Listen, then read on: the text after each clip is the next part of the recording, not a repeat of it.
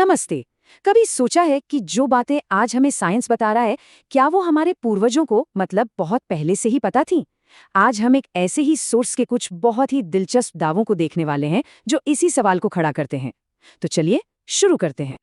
तो सीधा सवाल यही है, क्या हमारे पुरखों को ये सब मॉडर्न साइंस से भी पहले पता था? क्या उनके पास वाकई वो ज्ञान था जिसे हम आज की बड़ी बड़ी साइंटिफिक डिस्कवरीज मानते हैं? यही वो सवाल है जिसके इर्द गिर्द आज की हमारी ये पूरी पड़ताल घूमेगी।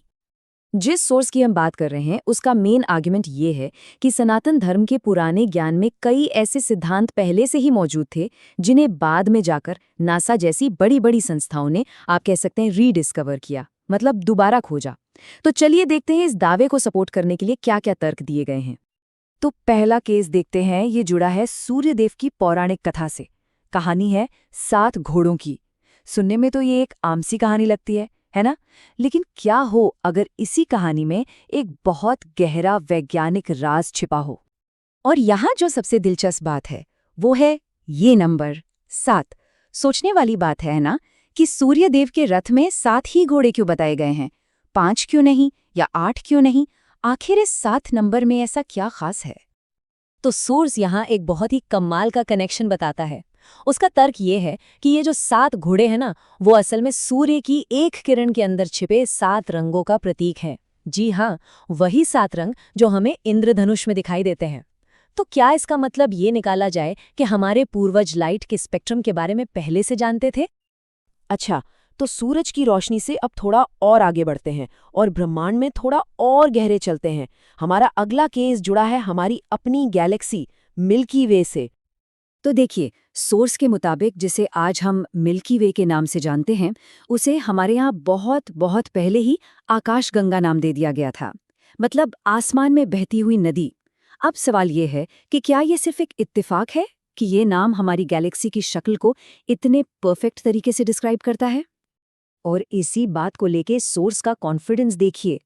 एक जगह कहा गया है, हम नासा का इंतजार नहीं कर रहे थे एक टेलीस्कोप बना कि हमको ये दिखाने के लिए कि मिल्की वे क्या होता है। मतलब साफ साफ ये दावा किया जा रहा है कि इस ज्ञान के लिए किसी मॉडर्न टेक्नोलॉजी की जरूरत ही नहीं थी, ये तो पहले से ही पता था। चलिए अब इस सोर्स के तीसरे और आखिरी दावे पर आते हैं, और ये हमें ले जाता है हमारे सोलर सिस्टम के प्लैनेट्स की तरफ, ग्रहों की तरफ। और यहाँ भी एक नंबर फिर से सेंटर में है, और वो है 9। सोर्स ये पॉइंट आउट करता है कि ये जो 9 का आंकड़ा है, ये सिर्फ हमारी पुरानी पूजा पद्धति में ही नहीं, बल्कि कुछ वक्त पहले तक मॉडर्न एस्ट्रोनॉमी में भी बहुत खास जगह रखता था। तो यहाँ कनेक्शन ये बनाया जा रहा है कि जो नवग्रह की पूजा होती थी वो असल में सोलर सिस्टम के 9 ग्रहों के ज्ञान से ही जुड़ी थी। आर्ग्यूमेंट ये है कि पुराने वक्त में जिन 9 सेलेस्टियल बॉडीज की पूजा होती थी वो वही थे जिन्हें साइंस ने बहुत बाद में प्लैनेट्स के तौर पर पहचाना। हाँ, ये हो सकता है कि उनकी परिभाषा थोड़ी अलग हो। हाँ, अब कई लोग सोच रहे होंगे कि अब तो 8 ही प्लैनेट हैं, और सोर्स इस बात को मानता भी है। वो ये साफ करता है कि आज भले ही प्लूटो को प्लैनेट नहीं माना जाता, लेकिन उस वक्त जब ये ज्ञान रेलेवेंट था और 20वीं सदी के ज्यादातर हिस्से में प्लूटो को मिलाकर 9 ही प्लैनेट गिने जाते थे। तो सूर्य के 7 घोड़े, आकाशगंगा का नाम और नवग्रह, इन तीनों दावों को अगर एक साथ रखकर देखें तो ये सोर्स हमें एक आखिरी और शायद सबसे बड़े सवाल पर लाकर खड़ा कर देता है।